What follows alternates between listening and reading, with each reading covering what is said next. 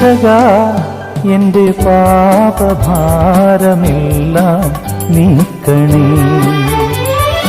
യേശുവേ എന്നും നീതിമാന്റെ മാർഗം നൽകണേ. രക്ഷകാ എന്റെ പാപഭാരമെല്ലാം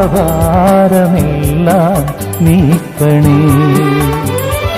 യേശുവേ എന്നും നീതിമാന്റെ മാർഗം നൽകണേ. ഇടയ വഴിയിൽ നീ അഭയമരുളൂ.